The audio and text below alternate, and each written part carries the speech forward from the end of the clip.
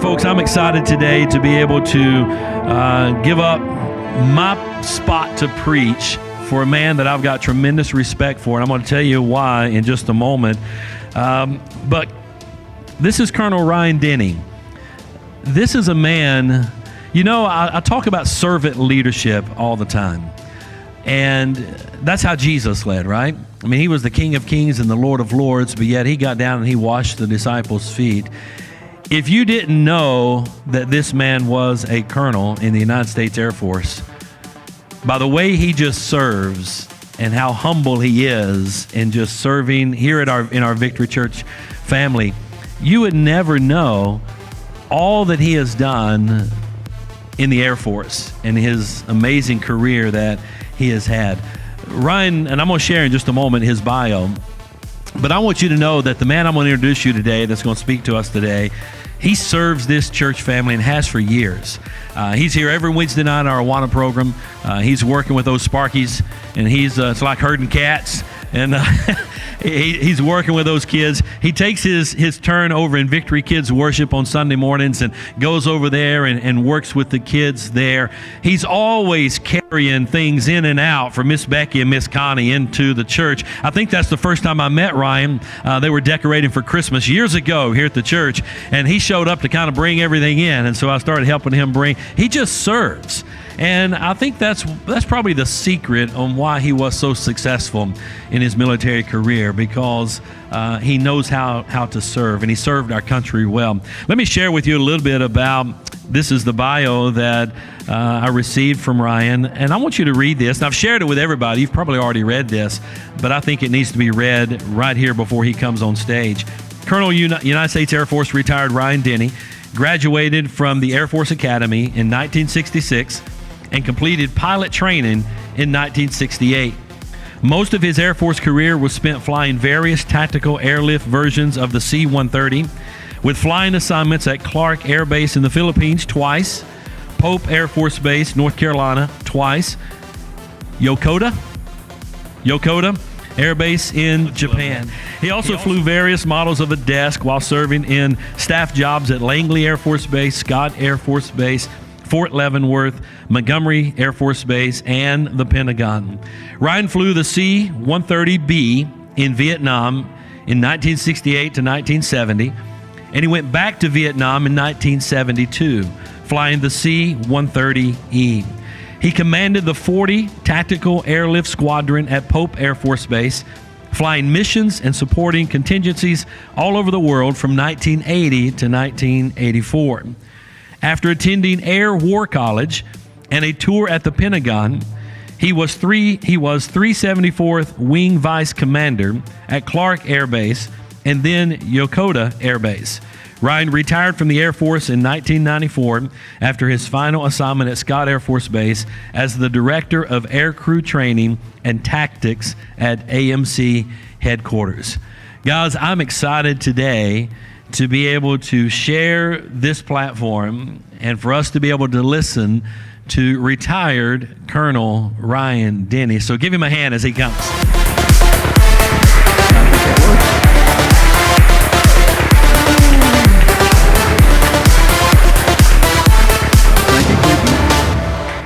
Well, he just gave my whole career. I don't need to say anything now, right? So when Pastor John, I got all these notes here for a good reason, but when Pastor John asked me to talk about veterans and my experience as a veteran, I was overwhelmed by all sorts of thoughts, ideas about being a vet, and memories about my time in the Air Force. And as I started thinking about all these things, all these little boxes in my brains and the doors in my memory started popping open, and all these ideas started piling up, and pretty soon there's this gigantic pile of stuff in front of me, and I saw it was way too big to even start with. So I reached in, grabbed a couple of these ideas, put them in a pile someplace to try and have some coherent story to tell here. So let's start with a couple of basics. What is Veterans Day? It's been on the news. Everybody knows about what goes on with Veterans Day.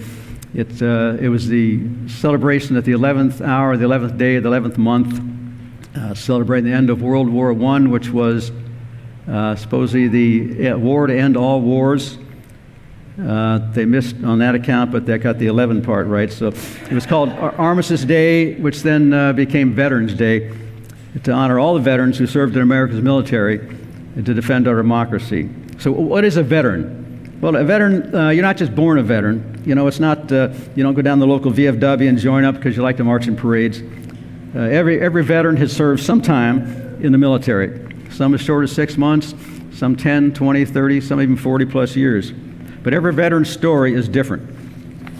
And so what it means to be a vet is different. There are different times in our culture. You know, what did America think about the military? My early time was in Vietnam, and the military wasn't really well thought of us during those times. Post 9/11, military gets a lot of respect. There's different events going on in the world, different jobs. Everybody has different jobs, different experiences, different bosses. My Air Force was a lot different from today's Air Force. I was a young guy in a young Air Force. The Air Force just celebrated its 75th anniversary. When I told Connie about that, she said, "Wow, you're 3 years older than the Air Force." It really hurts, you know. So even though every vet's story is different, there's a lot of things we have in common, not just with other vets, but with every person serving today in the military. We took on a job that was service to something bigger than ourselves. Each person swore a solemn oath to support and defend the Constitution of the United States. Gave up all rights and personal freedoms to live by military rules and regulations and obey orders. They moved from families and friends to places where the country needed them. The most important one, I don't like David get choked up here. Everyone signed that blank check payable to the United States for everything they had, up to and including their lives. So think about that. Now, wives, families, or spouses are veterans too. They didn't sign up for it, but they paid the price. We talk about PCS, that's permanent change of station. That's when the military person gets their stuff and goes on to their next job and has a lot of fun. We always say the military member PCS, families moved.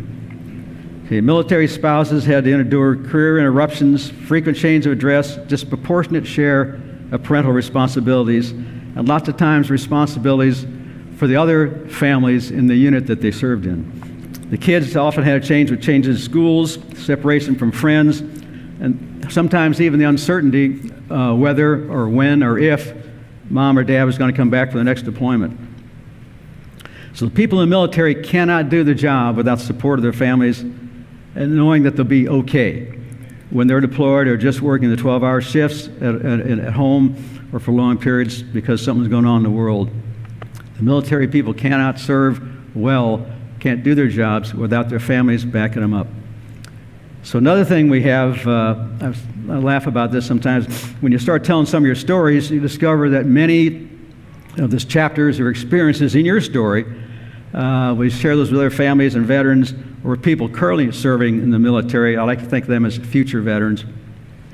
You can't talk to another vet or military person or family member for 5 minutes without the conversation switching to, oh yeah, well we went through that same kind of thing. I remember that event. Here's my part in it. Or I was stationed in that place. I remember that person. He was a great guy or a jerk. You won't believe what happened to our furniture on that move. I got stories about that. So as I talk about my story, some of you will say, hey, I remember those days, or we had the same thing happen to us. So or for you guys still in uniform, guys and ladies, who still have some of these experiences ahead of you, you can say, oh yeah, I heard about that from some old guy in church one time. So I'll start a little bit on what my story is here. My dad always said we came from a long line of citizen soldiers. That's someone who joins the military when needed, fights the war, comes home, goes back to farming or whatever they had, and raising their families. Excuse me, I'm going to choke on this thing here. So my great-great-grandfather, a long time ago, fought in the War of 1812 with General Jackson. He got a land grant from that. He got 40 acres of land over West St. Louis, and that's how the Denny family got to St. Louis. So my great-grandfather fought in the Civil War, He fought, returned to his farm and family in St. Louis. My grandfather missed World War I. I got to choke again. This thing's not going to turn this on. Excuse me. So my grandfather missed World War I. He was 42 years old, had 8 kids, so they thought it was better for the country for him to stay home. So my dad's war was World War II, and he didn't talk about it much. We knew he had been in the Army and was a POW for a while. His hearing wasn't that great. He said it was because of artillery shells going off around him. His feet hurt sometimes because they had been frozen. So it wasn't until after he and my mother had died, I was going through some of the papers and found a lot more details of his military story. Quick version of that, he joined the military in, here we go, the Missouri National Guard in 1938, was commissioned a second lieutenant in 1940, and got married in 1941. I'm battling a cold here or something. He went to Army Command and Staff College at Leavenworth in 1942, and his first son was born there. So 38 years later, 38 years after that, we were at Command and Staff College. Our first son was born there at Fort Leavenworth. He went to Camp House for some training in Texas. That's where I was born in 1944. He went very next month, he went to Europe to join his unit as a commander of an infantry company. We're fighting their way through France and Belgium towards Germany. I had some stuff that I was reading about him that I didn't know till again later on. So he was Captain Denny at the time. He deployed to European theater, was given command of Company C. On November 14th and 15th, they were fighting their way through France. He and his unit fought through France, captured a town called Morhange, France, repulsed a German counterattack. He got a Bronze Star for doing that. In December, he was crossing the Matterbach River, took his troops across there, across the river without a single casualty, captured several enemy machine gun positions, and 110 members of the SS Elite Guard without firing a shot. He got a second Bronze Star for that. A week later, because he did such a good job the first time, he was now assigned to go across another bridge. They had this time another across the river, this time into Hauptkirchen, Germany. Again, they captured 67 Germans without a fight. But he got across the river, and then they had to fight because then the Germans were awake and knew what was going on. So they fought him for a couple of days, and for that event here, he got a Silver Star. So he did a lot of stuff, kept on winning. Then they got pulled out of action to go into up to Bastogne to help rescue the 101st Airborne Division near the town of Lützow, Germany. And he was captured then, became a POW for the rest of the war. And a lot of bad stuff happened to him while he was POW because it was near the end of the war and the Germans were out of food. And so they didn't take very good care of their prisoners. He lost about 50 pounds. He's about my size. He lost about 50 pounds by the time he was released in that April and May of 1945. Excuse me again. So now I'm getting down to my story here. So my dad didn't talk much about the war. He had a lot of bigger battles raising 8 kids at home. My mom always said she had 2 children and the rest of us were boys. So it seemed like at the time that most of the kids I went to grade school and high school with all had dads who had been in World War II or Korea. So a lot of us thought about joining the military. My dad said, go in the Air Force, don't go in the Army. Our parents all wanted us to go to college, though, since most of them hadn't. And so there was a lot of push to do that. So when the opportunity came for me to go to the Air Force Academy, I was able to go to college and go in the Air Force at the same time. So I spent 4 years there, then about 9 months at UCLA to finish up a master's degree. A year of pilot training, a couple of months learned to fly a C-130. Then off to survival school, and then Vietnam. So flying C-130. C-130s, if you haven't seen it, it's that big Hercules. It's got 4 propellers in front. There's one of them sitting out in front of Scott. It's gray. They're about the cargo compartment's about the same size as a 40-foot trailer. It's about 40 feet long and 10 by 10 cab back there. Excuse me again. Any rate, so the type of missions we flew just everything. You'd haul trash of any kind. They call us trash haulers. We would haul fuel, food, ammunition, people, just everything that could land. We went in a lot of small dirt strips day and night. So it was long days, short fields. A few of the memorable missions, this is my war story part. One time it was, we were hauling a big fuel load, a float of fuel, these giant bladders, into a little field called Song B. It was Christmas Eve, 1969, and there were some mortars coming in, and they told us to evacuate the airplane and run to the thing. There's the trenches on the side. We said, well, we can't run far enough because they hit this airplane, it's going to blow up. And there by the base ops part of the field there was about 100 GIs getting ready to go see the Bob Hope show in Saigon. So we knew that it wasn't be good there, so we just turned around and took off with it's like in the movies, the mortars coming in behind us there. It was exciting. But most of the other stuff we did, we hauled, I remember loads like 120 Vietnamese passengers, all floor loaded in the back of the airplane, some with their families, some trying to cook food back there. It's tough when they build fires in the back of your airplane. There were a lot of air-evac flights. The hospitals in Saigon, we would haul people there. They'd haul the wounded people back to the hospitals in Saigon, and then they'd go on back to ship to the United States. We hauled a lot of human remains, both GIs, U.S. and Vietnamese. One mission I remember hauling a bunch of young GIs going to combat someplace, and we dropped them off this little bitty field, and they were all charging off there, and some of them left their magazines behind, and I went back to take a look, and they were all comic books, more Superman comic books and stuff, and it dawned on me these guys are all 18 to 20 years old, and I was like 26, so I was an old guy. So another specific mission I remember was in July of 1969. There was we were flying one night a long mission, long being an hour or so, up at altitude, and it was a clear night. You can see the moon, and that was 20th of July 1969 when the first humans were walking on the moon. And we looked up there and said, "Wow, that's cool. There's people up there right now." So it was Neil Armstrong and Buzz Aldrin. So we came back to the States. I came back in November of 1970. There were no parades. We were not thought of too well. I had some family members that didn't particularly even like the fact that I was in the military.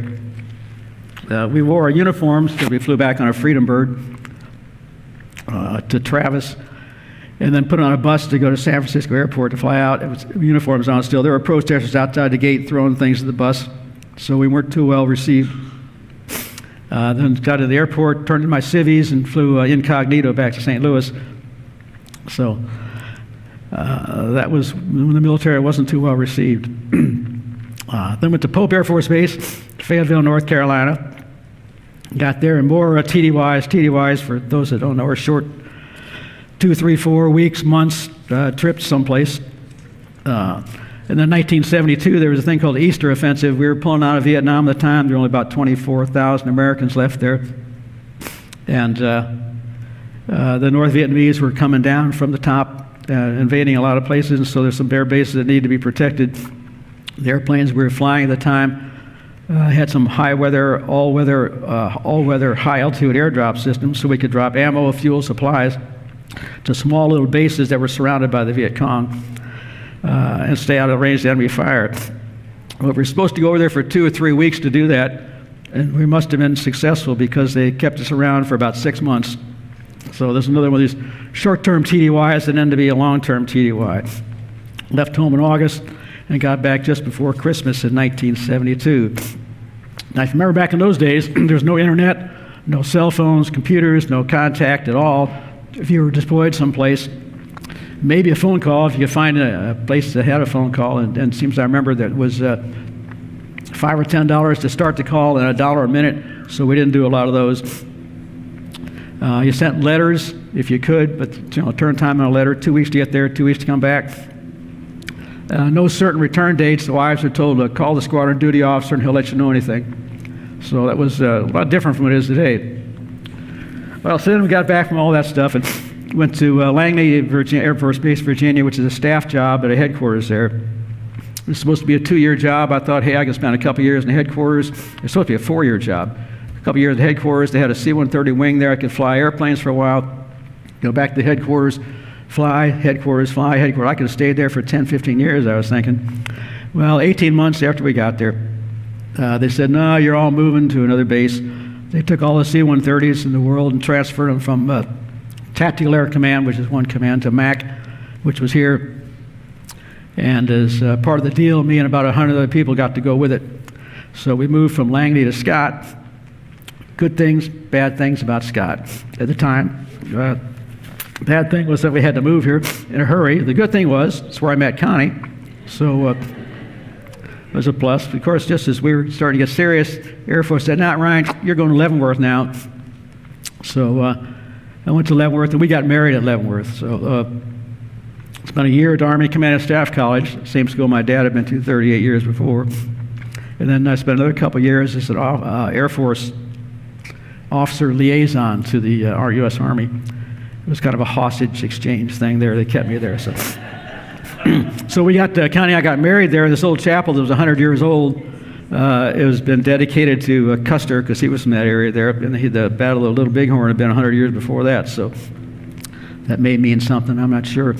But anyway, the chapel was 100 years old, and we had our first son, Kyle, there. In the process, I made a lot of good friends in the Army and some Air Force people who were there, and I learned about how the Army worked.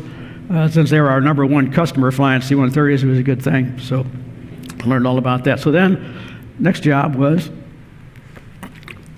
my dream job. Went back to Pope in a flying job. I was a squadron ops officer and then a squadron commander. It was my dream job. It wasn't Connie's, okay? Because the squadron's got 16 airplanes, about 30 crews. It's about 150 people in a squadron. And we went every place.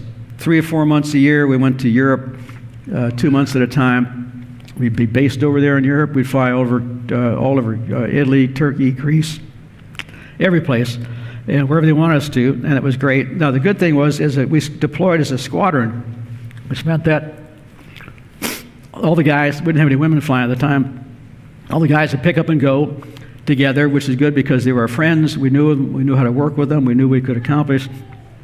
The bad news is the whole squadron left all the families at home. So there wasn't a support system necessarily for them, except what was in the squadron. And Connie, as the Mrs. Squadron Commander, got to be responsible for all those people, as well as her own kids, who were at the time 1, 3, and 8. So she had then 100 wives and families that a lot of them were young and needed help and encouragement. So that was her job to do that. 1 year I got to go to Korea for about 6 weeks and live in a tent. That was fun. Then 1983, that was a special year because I was gone 8 months that year. I had a couple of these normal rotations where you'd go for a couple months at a time and then back. And then this thing called Grenada hit off, which was, I don't know if you remember what was going on. The Cubans were moving into to Grenada, which was a small little country island down in the Atlantic, just off the coast of Venezuela. And there were American students there going to college, medical school there. And we were concerned, the United States was concerned that there'd be a problem with that. And plus, we were trying to stop the Russian-backed Cubans from moving into all these little islands down there. So the country decided to do an invasion or rescue effort for the students and also to get rid of the communists down there. But it was going to be a surprise. We weren't going to tell everybody we were coming. So the people in the squadron who were going, my squadron did that. They all deployed on what was called an exercise, a training exercise to go someplace.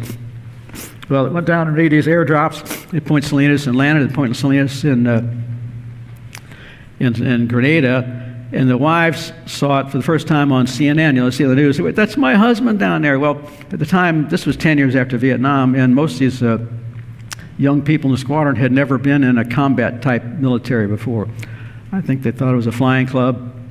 And all of a sudden, they were out there getting shot at, and their wives, some of them panicked.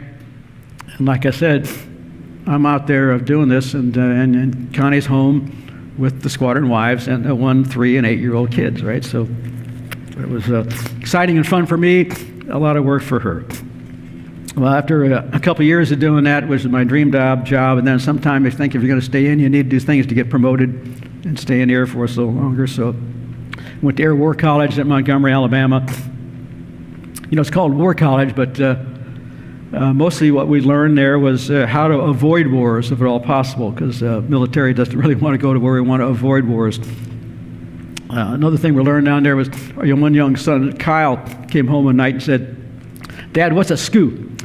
SKU. And I said, "How do you use this?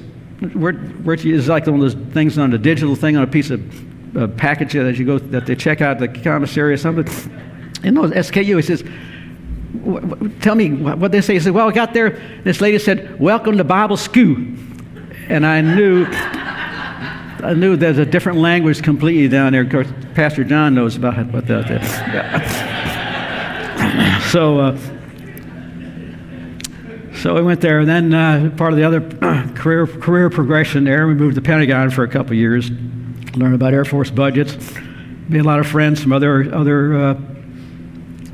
places and other people we had met other places, because the way the progression worked, the people I'd gone to Army Command and Staff College with then were now the colonels in the Pentagon and the Army, and the people I'd gone to some other schools with are now the colonels in the Air Force. So I had this unofficial network of friends and people I knew in all the different places. So we needed to get something done, we could talk to these people and without going through official channels and get a lot of stuff done. So it was really good to have a lot of friends.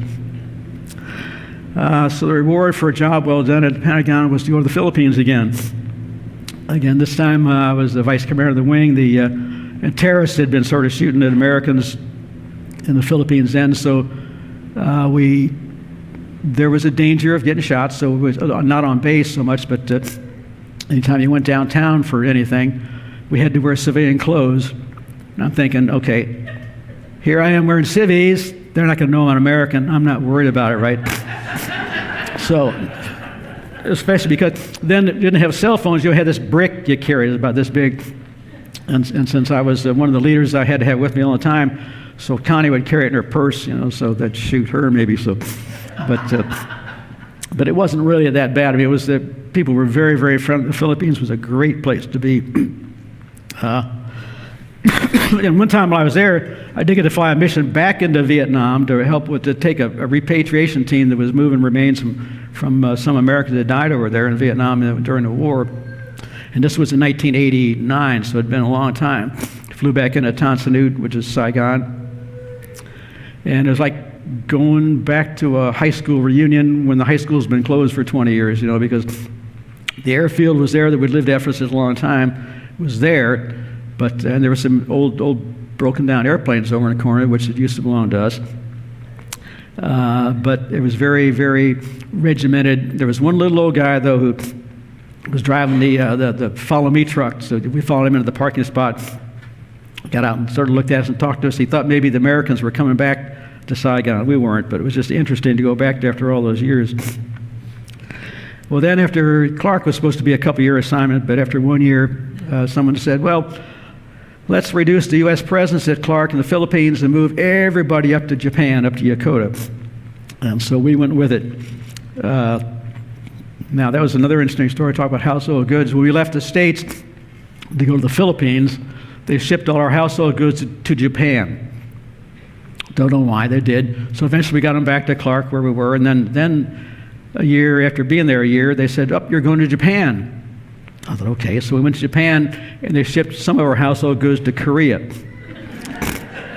Now I'm thinking, I'm not going to Korea. So that's another more stories there. The other thing is we moved from Clark to Yokota because we owned the airplanes and everything. We flew rather than go down to Manila and then up to Yokota and fly all the commercial stuff. Some of us flew our own airplanes and flew our families. So I got to fly a C-130 with my family on the airplane, and several others. There were probably 40 people on the airplane, a couple pallets of household goods, one pallet of dogs.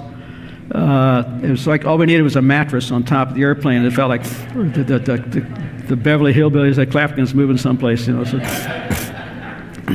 And I thought that was neat because my kids could sit on my lap and see me fly. Connie didn't appreciate it a whole lot. She's sitting in back in the side-facing jump seats, and some guy falling asleep on her, and he's got one of these tattoos that said death, or I forgot it said something like that, but she refused to come up front because she could have come up front and sat up there, was comfortable, but she's, no, I'm not doing that, you know. So, but so that was that crazy experience there, and then finally, after all those years of traveling around, they sent us back to Scott here. And that was in 1990. So we got here. Robin, our daughter, had been in 6 schools in 6 years. Well, Kyle and Pat. Kyle was in 5th grade. Pat was in 3rd grade. They'd been at a different school every year, so never the same school twice. So it was nice to get back to this place. It was August. We had to buy a house in a hurry, had to get the kids in school.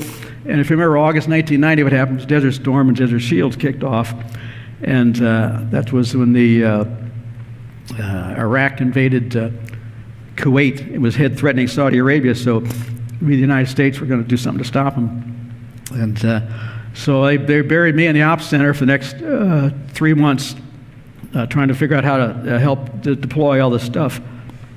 And so it was Christmas before we unpacked all of our boxes. We'd gotten there in August, and we still didn't have stuff unpacked. And Connie was left responsible for getting the kids into school, getting the house ready to go, and all that sort of stuff. Well, I'd go work 12 hours a day, 7 days a week, come back once in a while and say, "This is where we live. This is a nice place you got here."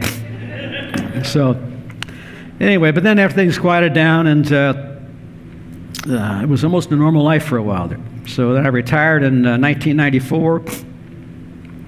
Like the rest of my ancestors, I went back to farming and raising kids, except home was now O'Fallon. Instead of farming, I went to work at Boeing, you know, almost the same thing. I did have kids, though. Okay, so now one, I was talking about raising them. One was already a freshman in college, one was starting high school, and one was in the 6th grade, so I missed part of their upbringing, I think. So I didn't talk about the military days a whole lot to them either. And they probably wouldn't have known much about it, except they had lived through most of it and were a big part of it. So my takeaways on this thing are,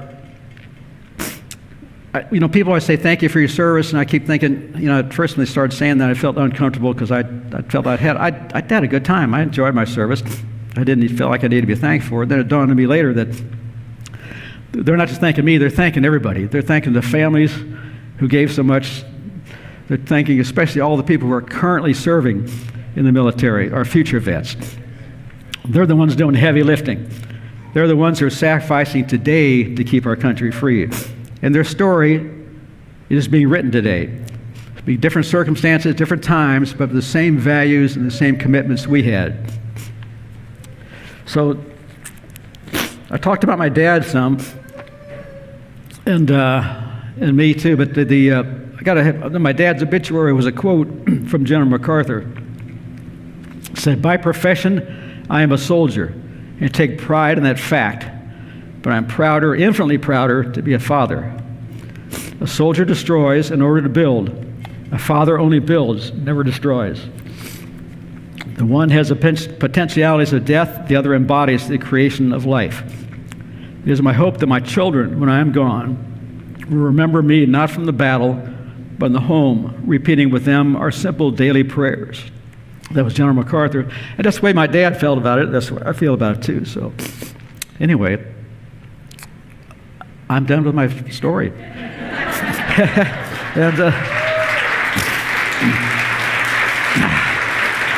And Pastor John, if he's still here, there he is. Have some questions. You can't see anything up here. Yeah, you can't see real well. Okay. Thank you, Ryan. Okay. Did you enjoy that, guys? All right. Okay. Well, let me Thank you very much. Thoroughly enjoyed that. Get out of your way here. I wanted to ask Ryan if he would allow us to have a little Q&A with him. And is that okay? You guys fine with time and everything? I think we're okay. But I wanted to have a little Q&A. So before service and before this day came, Debbie and I were talking, and I said, let's think of some questions. So we kind of put together quite a few questions here. Most of them you've already answered. Yes. Well, as I was going through, scratch that one, scratch that one, scratch that one, scratch that one, right? So I wanted to open up to you guys as well. I have a couple on here that he didn't answer, but I wanted to see if there's anyone in the congregation, maybe anybody that's watching online. You can text in a question, and we'll get that asked to Ryan as well. Does anybody have a question about anything you'd like to ask him? Yes, right here. Stand up, good and loud. We need to hear it good and loud. I'm loud, so. After going through Vietnam, do you ever get worried, especially with political climate today, that we could end up in the same attitude towards the military that you had back then? All right, so the question was, after going through Vietnam, are you concerned about the climate today of getting back into that situation? Yeah, because back in those days, everybody had been in World War II. You know, there a whole lot of people in the United States had been in the military. I forgot the percentage; it was quite a bit. And now there's what? It was like 43, I think. What percent? Yeah, yeah. And so now there's maybe less than 1 or 2%, 1%. There's less than 10% of American population who've served in the military right about now. There's only 25% of people in that age group, 18 to 28, who are even qualified for the military, who couldn't get in. Who could get in. So there's a lot less people in the military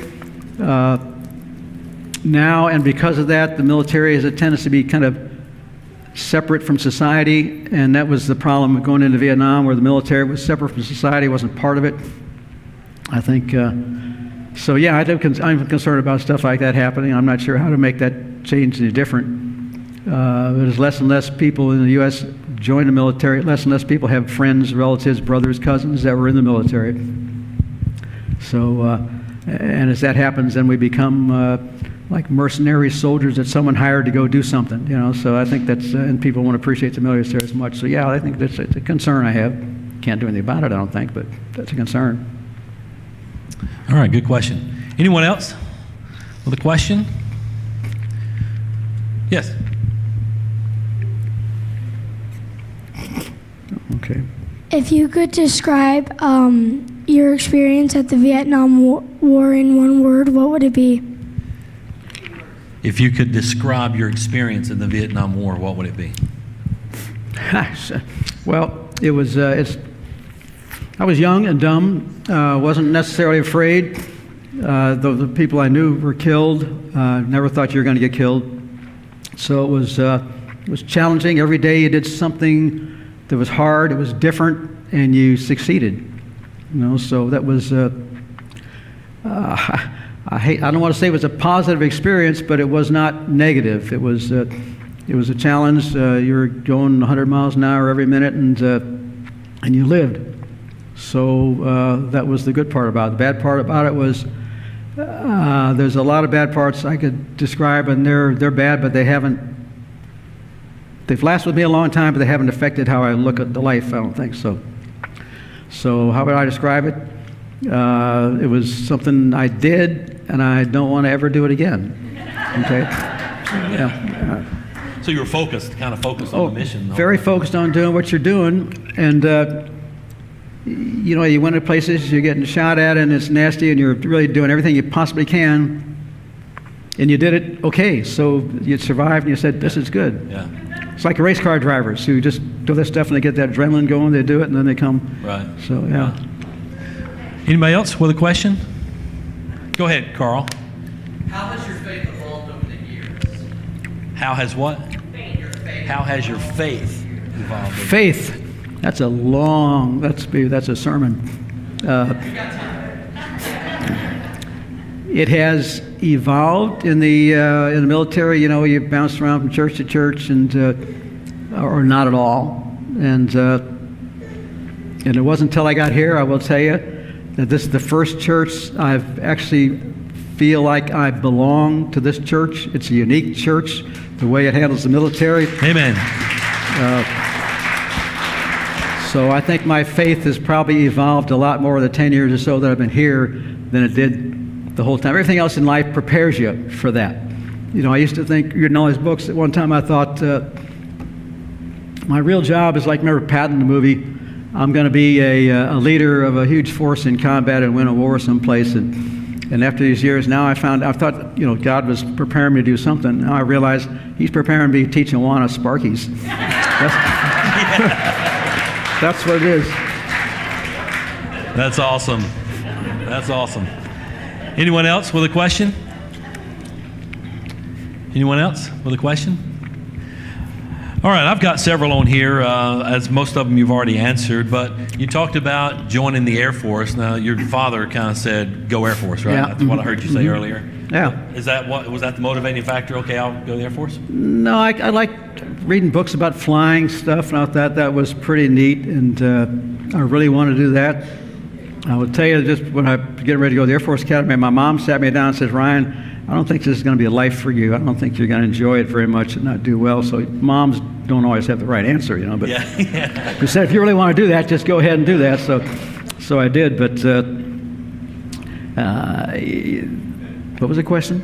No, you answered. But you talked about your parents wanting you kids to go to college. Absolutely. And you yeah. chose the academy then for that, Yeah. I guess, huh? I chose, I took a look and I had different schools to go to, and the Air Force Academy was the hardest one to get into. I figured, it was that hard to get into, it's got to be good. You know, so it's a long process to get involved to go there, and so I managed to get into the academy, which was a big deal. And so that was, I chose it and went there. And how because old were you when you went to the 17. 17. I had my 18th birthday there. That was a real surprise. And then spent time there, like I said, then 4 years there, about a year, 9 months at UCLA, finished having a master's degree, pilot training and all that other stuff. But thinking about it, I had my 18th birthday in the Air Force and my 50th birthday in the Air Force. That's when I retired at 50. So Yeah.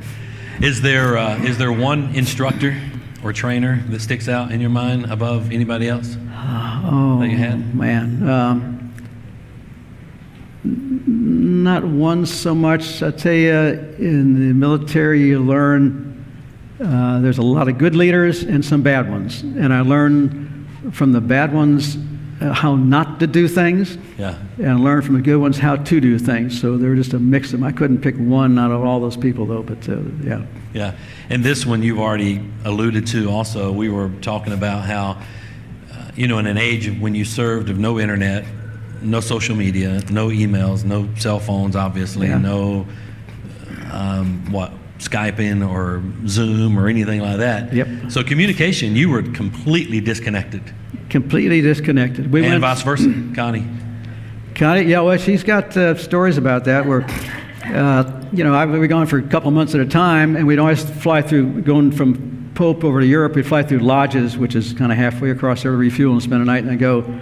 And so I spent, one time I was gone for about 3 months. She says, you're gone 3 months, I got one lousy postcard from lodges, and that was the way it worked, so, yeah. I imagine that had to be extremely difficult. I mean, today, of course, I'm not saying it's easy today by any means, but yet to be able to have that Zoom meeting or that face-to-face over the internet, has to be so comforting. Yes. For you and for the spouse as well. Absolutely, it would be, yeah. But I retired in '94. I think the internet wasn't invented till about then or something. It seems like, Yeah. So, yeah. Okay, I got a couple more questions. You guys interrupt me, and then I've got 2 or 3 I want to ask. First of all, to active duty young military families that are sitting out here today, and Connie, maybe you ought to come up here and speak into the life of some of the, if you would like, if something comes to your mind.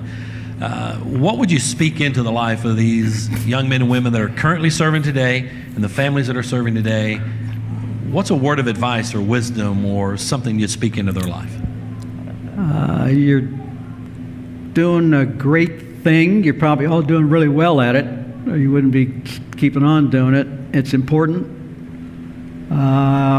I want to say you need to have a work-life balance, but that's impossible sometimes.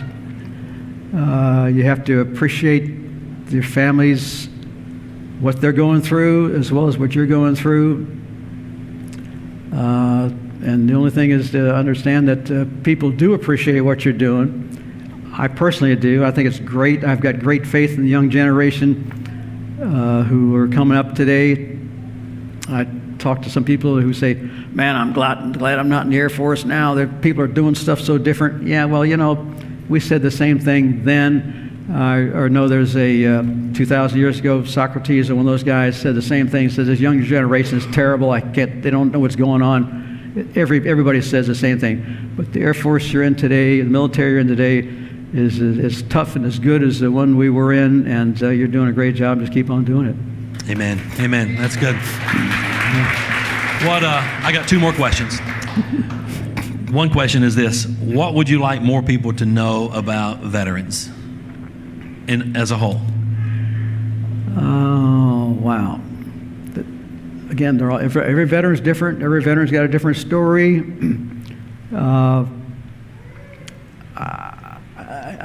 Again, I keep thinking that people say, thanks, veterans, thanks for what you're doing. I say, no, thank the active duty guys right now. They're the ones doing the work. They're the ones carrying the load. We did our job. Thanks. I appreciate that you appreciate what we did, but I like the 10% off discount at Lowe's. Okay. But the free meal at Denny's. Did you get your breakfast? I don't do all the free meals because I think the active duty guys ought to get that stuff. Yeah. But I can't think of anything else other than that. Yeah. Awesome. One last question I have, unless anybody else has anything. What part of your story do you want your family to remember? Do you want us to remember, and folks out there? And of course, I know that's a tough question to think about that. But if there could be a takeaway from Colonel Ryan Denny's life, what's the one thing that you'd want everybody to remember? That's a little deep. He did. It's probably he did a good job for our country, and hopefully he's an example for others to do the same thing. But I can't. It's a tough one to answer. I have to. That's a tough one. Yeah. Ponder on that too long. I think So, Right.